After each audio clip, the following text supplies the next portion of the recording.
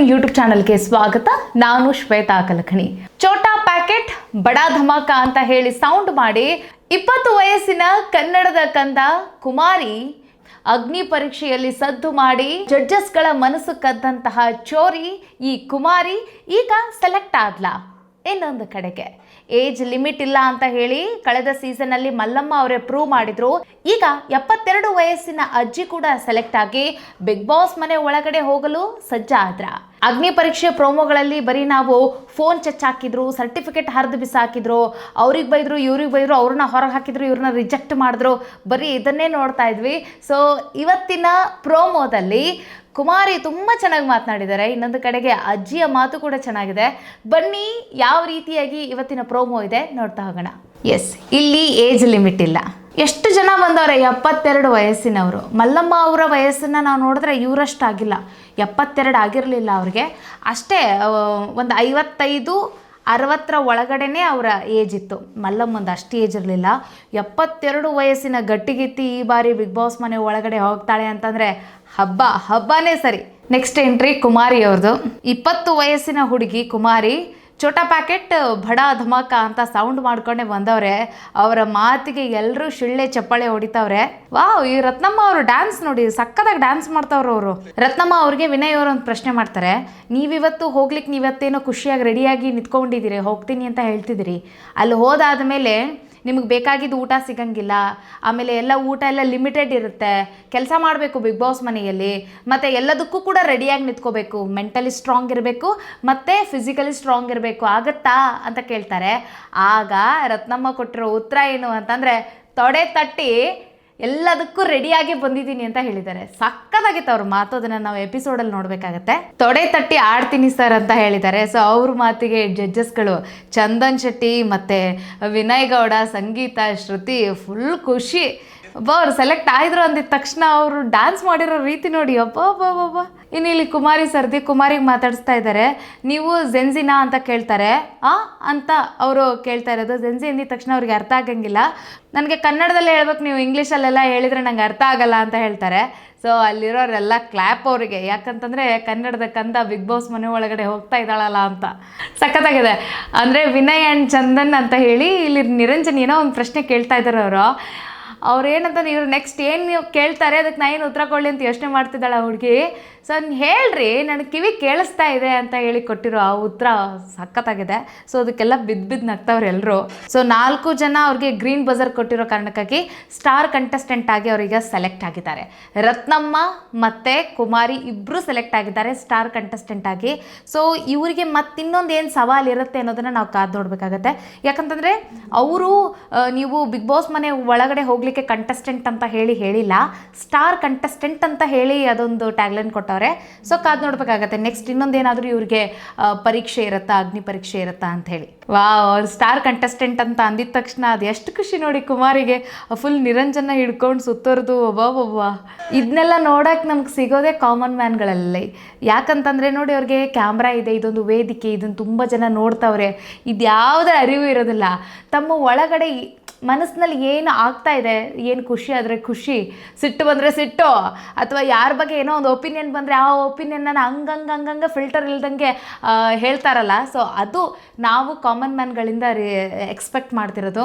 So ಈ ಸೀಸನ್ನಲ್ಲಿ ಕುಮಾರಿ ಅದನ್ನು ಕೊಡ್ತಾಳೆ ಅನ್ನೋದು ಎಲ್ಲರ ಒಂದು ಇಚ್ಛೆ. ನೋಡೋಣ ಏನಾಗ್ಬೋದು ಅಂತ.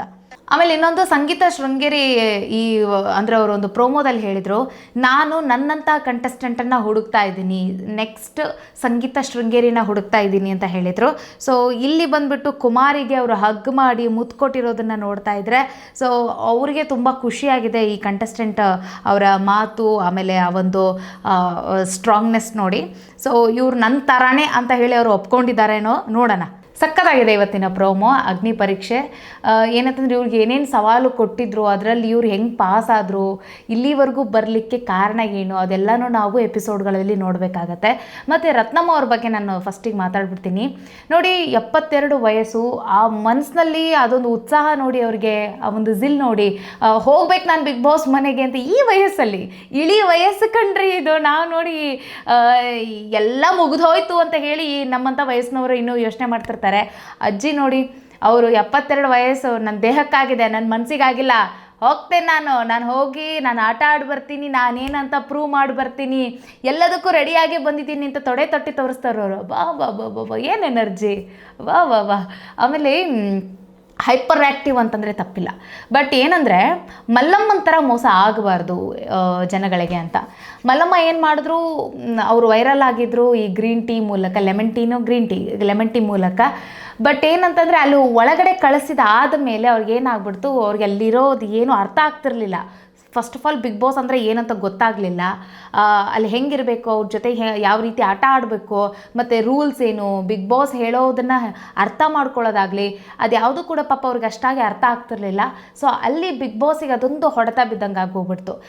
ಮಲ್ಲಮ್ಮನ ಕಡೆಯಿಂದ ಏನೂ ಕಂಟೆಂಟ್ ಸಿಗಲಿಲ್ಲ. ಕೊನೆಯದಾಗಿ ಅವ್ರನ್ನ ಹೆಂಗಂತಂದ್ರೆ ಮೂಲೆಗೆ ಸರಿಸ್ಬಿಟ್ರು ಎಲ್ಲರೂ ಸೇರಿ. ಸ್ಟಾರ್ಟಿಂಗ್ ಅವ್ರದ್ದೇ ಕಂಟೆಂಟು, ಅವ್ರು ಏನು ಮಾತಾಡ್ತಾರೆ ಅದೇ ಕಂಟೆಂಟ್ ಆಯಿತು. ಬಟ್ ಆಮೇಲೆ ಅವ್ರನ್ನ ಮೂಲೆಗೆ ಸೇರಿಸ್ಬಿಟ್ರು, ಆಮೇಲೆ ಅವ್ರನ್ನ ಕಳಿಸೂ ಬಿಟ್ಟರು. ಮತ್ತು ಅವ್ರದ್ದೇ ಆದಂಥ ಒಂದು ಇದನ್ನೊಂದು ಎಮೋಷ್ನಲ್ ಕಾರ್ಡ್ನ ಪ್ಲೇ ಮಾಡ್ಕೊಳ್ತಾ ಇದ್ರು ಜನ. ಹಾಗೆಲ್ಲ ಆಗೋಗ್ಬಿಡ್ತು. ಈ ಬಾರಿ ಹಂಗೆ ಆಗಬಾರ್ದು. ಇವ್ರು ಏನಾದ್ರೂ ಸೆಲೆಕ್ಟ್ ಆಗಿ ಬಿಗ್ ಬಾಸ್ ಮನೆ ಒಳಗಡೆ ಹೋದರೆ ಇವರು ಒಬ್ಬರು ಕಂಟೆಸ್ಟೆಂಟ್ ಅಂತ ಹೇಳಿ ಯೋಚನೆ ಮಾಡಬೇಕು. ಯಾರೋ ಒಬ್ಬರು ಒಳಗೆ ಹೋಗಿದ ತಕ್ಷಣ ಇವ್ರಿಗೆ ಅಮ್ಮ ಅಂತ ಹೇಳಿ ಬುಟ್ಟಿಗೆ ಹಾಕ್ಕೊಂಡ್ಬಿಟ್ಟು ಅವ್ರ ಸುತ್ತಾನೇ ಅಡ್ಡಾಡೋದು, ಅವ್ರಿಗೆ ಏನಂತಂದು ಎಲ್ಲದರಲ್ಲೂ ಕೂಡ ಅವ್ರಿಗೊಂದು ರಿಸರ್ವ್ ಥರ ಕೆಲಸ ಮಾಡಿಸ್ದೇ ಇರೋದು, ಆಮೇಲೆ ಎಲ್ಲನೂ ಅವ್ರಿಗೆ ತಂದು ಕೊಡೋದು, ಅವ್ರಿಗೆ ಹೇಳ್ಕೊಡೋದು, ಹೀಗೆಲ್ಲ ಮಾಡೋಕ್ಕೆ ಹೋಗಬಾರ್ದು. ಅವ್ರಿಗೆ ಫ್ರೀಯಾಗಿ ಬಿಟ್ಟುಬಿಡ್ಬೇಕು. ಯಾಕಂದರೆ ಬಿಗ್ ಬಾಸ್ ನೋಡ್ಕೊಳ್ತಾರೆ, ಅವ್ರದ್ದೇ ತಂಡ ಇರುತ್ತೆ ಅಲ್ಲಿ. ಮತ್ತು ಬಿಗ್ ಬಾಸ್ ಕೂಡ ಅವ್ರನ್ನ ಕರೆದುಬಿಟ್ಟು ಅವ್ರಿಗೆಲ್ಲ ಹೇಳ್ಕೊಡ್ತಾರೆ, ಹೆಂಗಿರಬೇಕು, ಹೆಂಗೆ ಆಟ ಆಡ್ಬೇಕು ನೀವು ಅನ್ನೋದನ್ನು ಅವ್ರಿಗೆ ಮನದಟ್ಟು ಮಾಡಿಸ್ತಾರೆ. ಯಾರು ಕೂಡ ಅವ್ರ ಬಗ್ಗೆ ತಲೆ ಕೆಡಿಸ್ಕೊಳ್ಳದೆ ಅವ್ರ ಆಟ ಆಯಿತು ಅವರಾಯಿತು ಅಂತ ಇದ್ದರೆ ಈ ಸೀಸನ್ನಲ್ಲಿ ಇವರು ರತ್ನಮ್ಮ ಅವರು ಎಲ್ಲಿ ಅಂತಂದರೆ ಫೈನಲ್ವರೆಗೂ ಹೋಗೋ ಸಾಧ್ಯತೆ ಇದೆ. ಒಂದು ವೇಳೆ ಮಲ್ಲಮ್ಮನ ಥರನೇ ಈ ರತ್ನಮ್ಮನಿಗೂ ಮಾಡಿಬಿಟ್ರೆ ಇವರು ಕೂಡ ಅರ್ಧದಲ್ಲೇ ಬಂದುಬಿಡ್ತಾರೆ ಅಂತ ನಾನು ಹೇಳಿಕ್ಕೆ ಇಷ್ಟಪಡ್ತೀನಿ. ನಿಮ್ಮ ಅಭಿಪ್ರಾಯ ಏನು ಕಾಮೆಂಟ್ ಮಾಡಿ ನೋಡೋಣ. ರತ್ನಮ್ಮ ಅವರು ಹೆಂಗಂತಂದರೆ ಮಲ್ಲಮ್ಮನಿಗಿಂತ ಬೆಟರ್ ಅಂತ ಅನ್ನಿಸ್ತಾ ಇದೆ. ಯಾಕಂದರೆ ಸ್ಟೇಜ್ ಮೇಲೆ ನಿಂತ್ಕೊಂಡು ತೊಡೆ ತಟ್ಟಿ ಡ್ಯಾನ್ಸ್ ಮಾಡ್ತವ್ರವರು ಫಿಸಿಕಲಿ ಫಿಟ್ ಆಗಿದ್ದಾರೆ ಅಂತ ಅನ್ನಿಸ್ತಾ ಇದೆ. ಆಟನೂ ಆಡಬಹುದೇನೋ, ಮತ್ತು ಕಂಟೆಂಟ್ ಧಮಾಕ ಅಂತ ಅನ್ನಿಸ್ತಾ ಇದೆ. ಫುಲ್ ಪ್ಯಾಕ್ಡ್ ಧಮಾಕ ಅಂತ ಅನ್ನಿಸ್ತಾ ಇದೆ ನನಗೆ ಅವ್ರನ್ನ ನೋಡಿದ್ರೆ, ಆ ಎನರ್ಜಿನ ನೋಡಿದ್ರೆ. 72 ಇಯರ್ಸ್ ಅಂತಂತಂದರೆ ಏನು ಸಾಮಾನ್ಯ ಮಾತಾ? ಏನು ಹೇಳಿ ನನಗೆ ಗೊತ್ತಾಗ್ತಿಲ್ಲ. ಎಸ್, ಅದನ್ನು ನಾವು ಅವ್ರನ್ನ ವೆಯ್ಟ್ ಮಾಡೋಣ. ಈಗ ಸ್ಟಾರ್ ಕಂಟೆಸ್ಟೆಂಟಾಗಿ ಅವ್ರು ಆಯ್ಕೆಯಾಗಿದ್ದಾರೆ. ಸೊ ಅವರು ಬಿಗ್ ಬಾಸ್ ಮನೆ ಒಳಗಡೆ ಹೋದಾದ ನಂತರ ಡೇ 1ನಿಂದ ಅವರ ಆಟ ಹೆಂಗಿರುತ್ತೆ ಅನ್ನೋದನ್ನು ವೆಯ್ಟ್ ಮಾಡೋಣ. ಬಟ್ ರತ್ನಮ್ಮನ ನೋಡ್ತಾ ಇದ್ದರೆ ಎಜುಕೇಟೆಡ್ ಅಂತ ಅನಿಸುತ್ತೆ. ಅವ್ರಿಗೆ ಗೇಮ್ಗಳೆಲ್ಲ ಅರ್ಥ ಆಗುತ್ತೆ. ಮತ್ತು ಬಿಗ್ ಬಾಸ್ ಕನ್ನಡದ ಆ ಒಂದು ಅವರ ಸೂಕ್ಷ್ಮವಾದ ಪದಗಳು ಮತ್ತು ಕನ್ನಡ ತುಂಬ ಚೆನ್ನಾಗಿ ಇವ್ರಿಗೂ ಕೂಡ ಬರುತ್ತೆ ಅನ್ನೋದು ಗೊತ್ತಾಗುತ್ತೆ. ಸೊ ಹಾಗಾಗಿ ಬಿಗ್ ಬಾಸ್ನ ಮಾತುಗಳು ಅರ್ಥ ಆಗುತ್ತೆ, ಮತ್ತು ಅರ್ಥ ಮಾಡ್ಕೊಳ್ತಾರೆ ಅನ್ನುವಂಥದ್ದು ಒಂದು ಆ ನಂಬಿಕೆನ ಕೊಡ್ತಾ ಇದ್ದಾರೆ ಅವರು, ಅಲ್ವಾ? ಸೊ ನೋಡೋಣ ಏನಾಗ್ಬೋದು ಅಂತ ಹೇಳಿ. ಇನ್ನು ನಾವು ಕುಮಾರಿಯವ್ರ ಬಗ್ಗೆ ಮಾತಾಡಬೇಕು. ಮೋಸ್ಟ್ ವೇಟಿಂಗ್ ಇವ್ರ ಬಗ್ಗೆ ಏನಂತಂದರೆ ಕುಮಾರಿಯವರ ಮಾತೆ ಚಂದ. ಒಂದು ರೀತಿ ನನಗೆ ಇವ್ರನ್ನ ನೋಡಿದ ತಕ್ಷಣ ರಕ್ಷಿತಾ ಶೆಟ್ಟಿನ ನೋಡ್ದಂಗೆ ಅನ್ನಿಸ್ತು. ಆ ರಕ್ಷಿತಾ ಶೆಟ್ಟಿಯ ಮುಗ್ಧತೆ ಇತ್ತಲ್ಲ, ಅವ್ರ ಥರ ಫೀಲ್ ಆದರು ನನಗೆ. ಸೊ ಎಲ್ಲಿ ರಕ್ಷಿತಾ ಶೆಟ್ಟಿ ಥರನೇ ಇವರು ಬಿಗ್ ಬಾಸ್ನ ಆಳತಾರ ಏನೋ ಕತೆ ಗೊತ್ತಿಲ್ಲ. ಇನ್ನೊಂದು ಕಡೆಗೆ ಗಿಲ್ಲಿನೂ ನೆನಪಾಗ್ತಾ ಇದ್ದಾರೆ ಇವರ ಈ ಒಂದು ಮಾತಲ್ಲಿ. ಗಿಲ್ಲಿದು ಹೆಂಗಂತಂದರೆ ಫುಲ್ ರಾಗ್ ಮಾತಾಡೋದು, ಆಮೇಲೆ ಫುಲ್ಲು ಕನ್ನಡನೇ ಮಾತಾಡ್ಬೇಕು ನನಗೆ ಅನ್ನೋ ಥರದ್ದು. ಮತ್ತು ಇನ್ನೊಂದು ಆ ಒಂದು ತರಲೆ ಕಾಮಿಡಿ ಅದೊಂದೇನಿತ್ತಲ್ಲ, ಅದು ಗಿಲ್ಲಿದಿಲ್ಲಿ ಗೊತ್ತಾಗ್ತಾ ಇದೆ. ರಕ್ಷಿತಾ ಶೆಟ್ಟಿ ಗಿಲ್ಲಿ ಇಬ್ಬರು ಸೇರಿ ಈಗ ಕುಮಾರಿಯಲ್ಲಿದ್ದಾರೆ ಅಂತಂದರೆ ತಪ್ಪಿಲ್ಲ. ಸೊ ನಾವು ವೆಯ್ಟ್ ಮಾಡಬೇಕಾಗತ್ತೆ ಕುಮಾರಿ ಆಟ ಹೇಗಿರುತ್ತೆ ಅಂತ.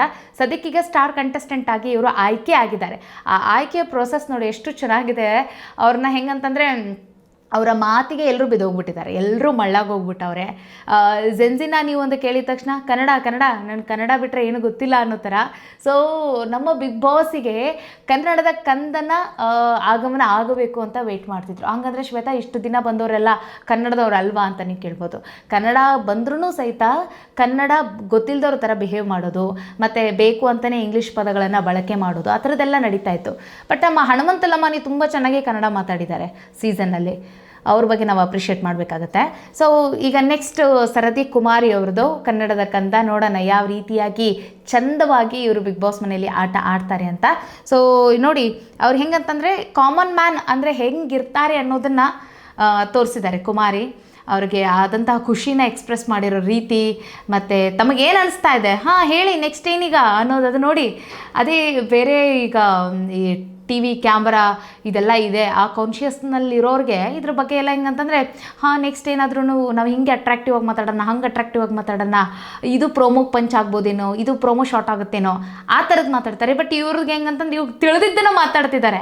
ಸೊ ನಮಗೆ ತಿಳಿದಿದ್ದನ್ನು ಮಾತಾಡೋರು, ತಮಗೇನು ಅನಿಸುತ್ತೆ ಅದನ್ನು ಹೇಳೋರು, ಅವರು ಅವರಾಗಿ ಬಿಗ್ ಬಾಸ್ ಮನೆಯಲ್ಲಿ ಜೀವಿಸಿ ಬರೋರೇ ಬೇಕಾಗಿರೋದು ಜನಗಳಿಗೆ ಮತ್ತು ಬಿಗ್ ಬಾಸ್ ತಂಡಕ್ಕೆ.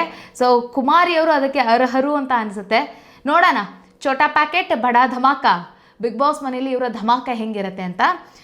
ಈಗ ಸದ್ಯಕ್ಕೆ ಸ್ಟಾರ್ ಕಂಟೆಸ್ಟೆಂಟ್ ಆಗಿ ಇವರು ಆಯ್ಕೆ ಆಗಿದ್ದಾರಲ್ಲ, ಸೊ ಇವ್ರಿಗೂ ಏನಾದರೂ ಮತ್ತೊಂದು ಸವಾಲು ಕೊಟ್ಟು ಅದರಲ್ಲಿ ಇವರು ಪಾಸ್ ಆಗ್ತಾರೋ ನಪಾಸ್ ಆಗ್ತಾರೋ ಅಥವಾ ಬಿಗ್ ಬಾಸ್ ಮನೆ ಒಳಗಡೆ ಹೋಗ್ತಾರೋ ಇಲ್ವೋ ಏನು ಅನಿಸುತ್ತೆ ಕಾಮೆಂಟ್ ಮಾಡಿ. ಒಟ್ಟಿನಲ್ಲಿ ಕುಮಾರಿ ಬಗ್ಗೆ ನನಗೂ ಕೂಡ ಖುಷಿ ಆಯಿತು. ಅವರ ಮಾತು ಮುಗ್ಧರಿದ್ದಾರೆ, ಇಬ್ಬರು ಮುಗ್ಧರಿದ್ದಾರೆ. ಸೊ ನಿಮ್ಮ ಅಭಿಪ್ರಾಯ ಏನು ಕಾಮೆಂಟ್ ಮಾಡೋದನ್ನು ಮರಿಬೇಡಿ. ಸಿಗೋಣ ಮುಂದಿನ ವೀಡಿಯೋದಲ್ಲಿ. ನಮಸ್ಕಾರ.